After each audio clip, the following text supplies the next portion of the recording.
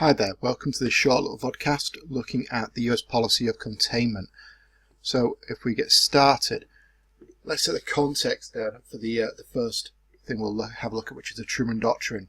Now the Truman Doctrine was based on a number of key issues. First of all, we have Truman's inherent dislike of communism. He was basically a bit of a rabid anti-communist. He saw it as very, very anti-American. He saw it as destroying people's freedoms. So it stems from his own personal beliefs as well as the evidence surrounding that. We also have the long telegram, which was the telegram is featured in another vodcast looking at the telegram by Keenan, who was the US ambassador in Moscow, and he basically outlined what he perceived as a Soviet threat, which is exactly what Truman wanted to hear. It also stemmed from the problems faced by Western nations, in particular the impact of World War II and the poverty that many of these nations now faced. And in situations where there's great issues of poverty, basically is a breeding ground for communism. And finally, it's the UK's role in Greece. Now, at the end of World War II, which you can see on this image here, we can see lots of British Army officers there.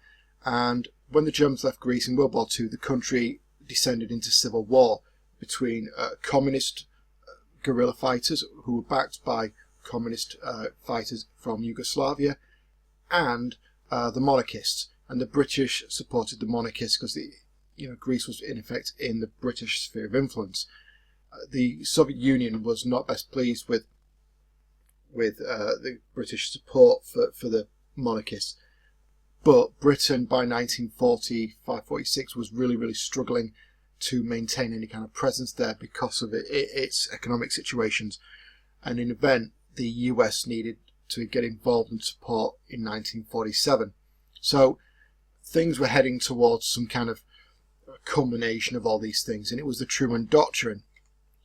So in 1947, Truman announced a foreign policy initiative towards the threat of communism known as the Truman Doctrine. It established that there was a choice nations had between communist tyranny and democracy. And if you throw in the word tyranny in there, then the other alternative has to be the good one. It said America therefore had a right to fight for liberty where it was threatened by communism.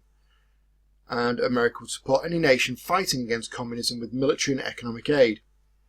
Now, in essence, this was a realistic strategy because it wasn't saying it would actively fight the Soviet Union. It was going to contain it and not allow it to grow.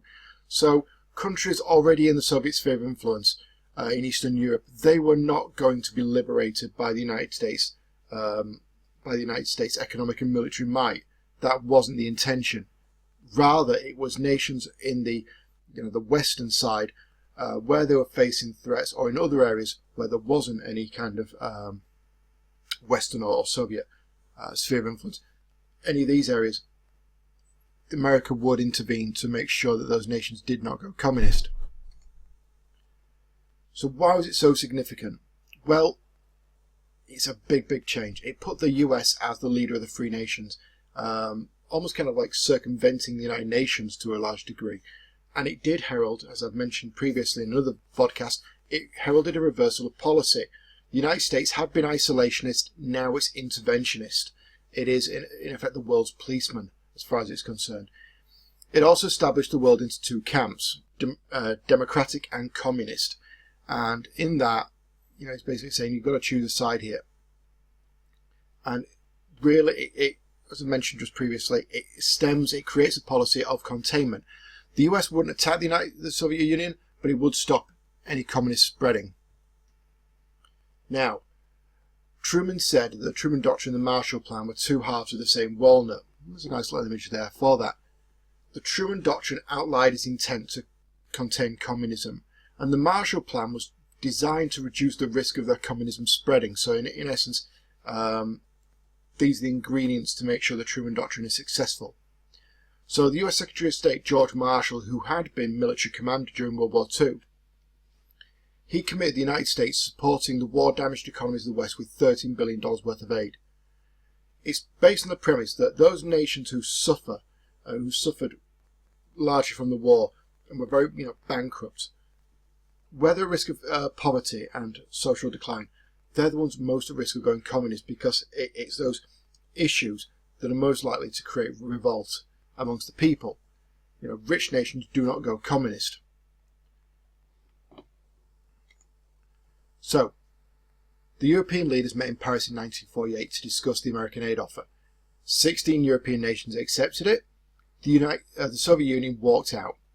They said it was aimed at creating a military alliance against the Soviet Union, and it was splitting Europe into two camps. Now, you'd argue that those two camps already existed. The Soviet Union also stopped nations under its influence, i.e. Eastern Europe, from also taking the aid, although Yugoslavia did look rather keenly at this. Now, if we have a look at this image here, we can see this idea of, a ship, the Europe ship, sailing out of the stormy waters with all the European nations here who've signed up for it, basically saying, yes, we are escaping this, the rocks of poverty and economic decline, and getting out of these stormy waters.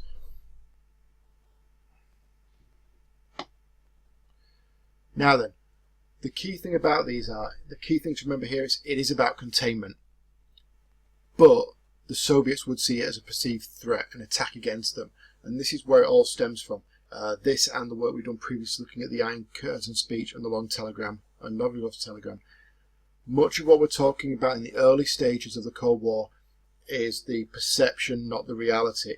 Both sides see each other as a threat.